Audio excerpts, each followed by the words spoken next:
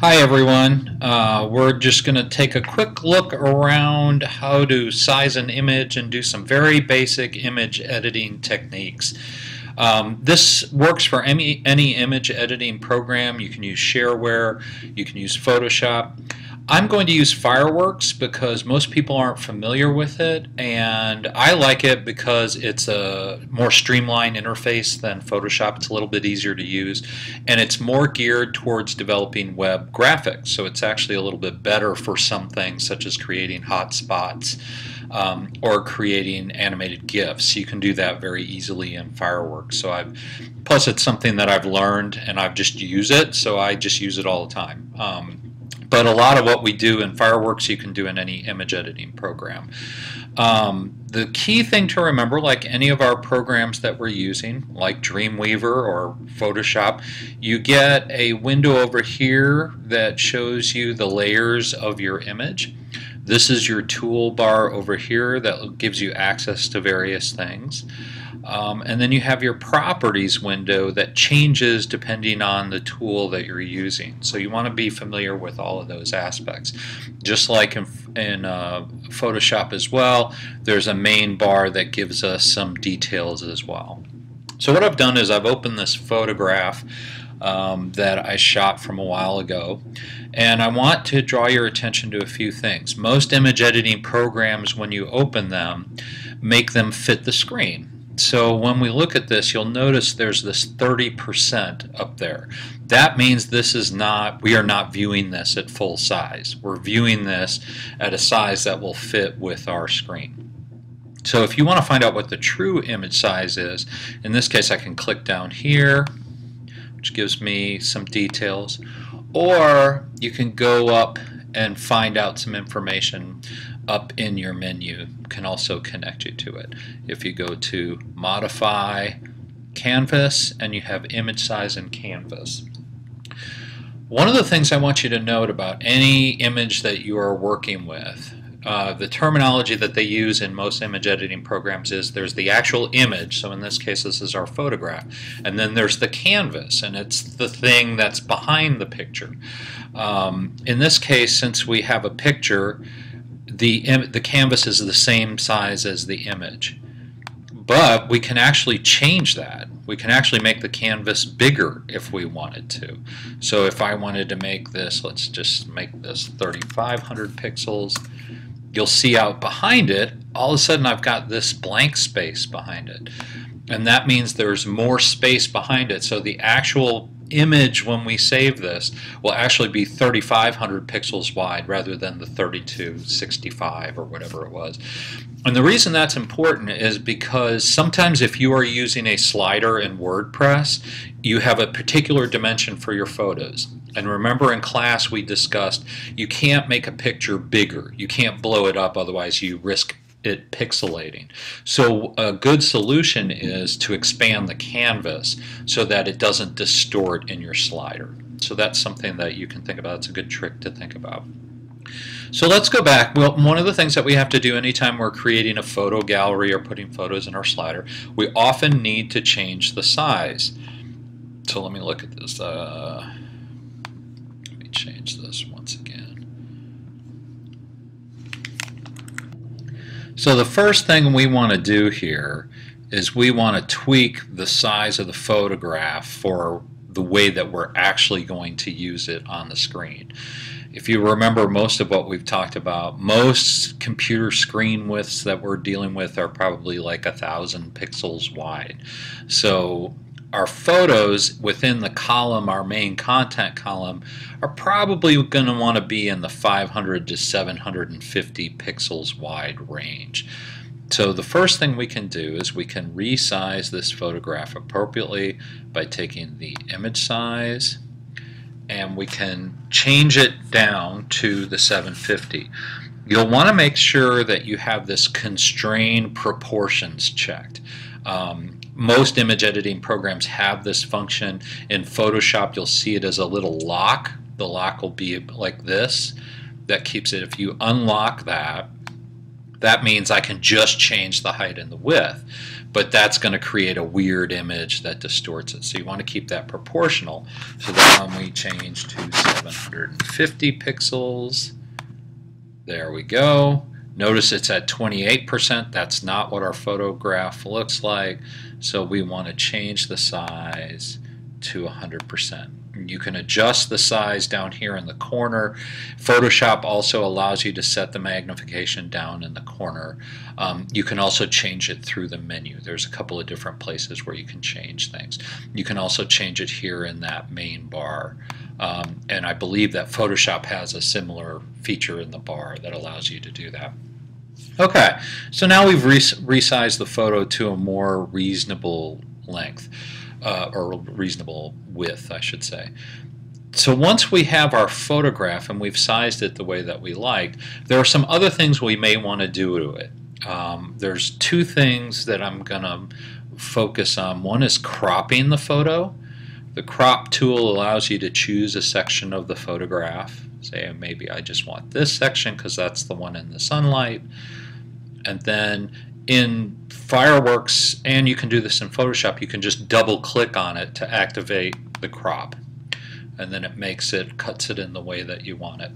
And remember, if you decide, oh my gosh, I cut out too much of the photo, just hit Control Z or Command Z on your Apple, and that'll fix that. The other thing sometimes you might want to do is you might want to draw on a photograph. This can get really clumsy, so you want to be tasteful about it.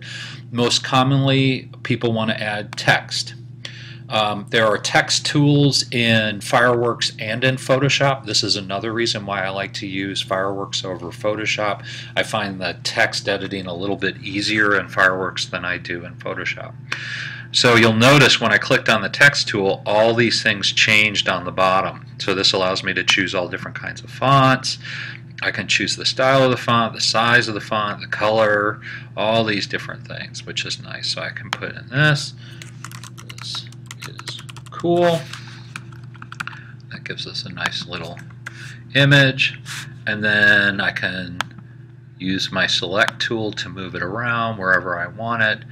Another nice thing that I really like about Fireworks, you'll notice when I get to the center, see how that little thing pops up? It lets me know when I've aligned this appropriately.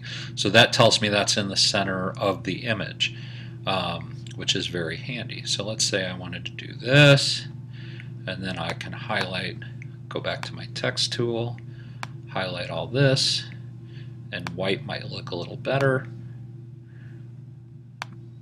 There we got that. So very simple. So you can add some text functioning on there. For creating memes, this is really good, and you can do this kind of thing. And of course, on this, you can also add all kinds of filters to add some shadow to the text or do various things. And again, you can just play around with some of these things to make it look like the way that you want. The key is experimenting. Just get in here and play around with these things. For most of what we are doing in class, I'm not trying to turn you into an image guru, but I want you to be familiar with some of the basics. So the basics that you want to make sure are, is your photo the right size? Have you sized it appropriately? And is it the right dimensions? So basically what you do when you load your photo, make sure that you've sized the image appropriately. You'll notice there are also tools for rotating your image. If you have an image that's off, you can use the rotate tool to rotate it the correct way and set it the way that you want to. One last tool I will show you on your image editing program that may be of use to you is what's called the eyedropper tool. This is handy when you have a logo and you're trying to match the colors of the logo to a color on your theme. So what you can do here is when I use the eyedropper tool, let's say I want to see what color is this blue in the sky. And you'll notice this changes. And what this does, let me do that again.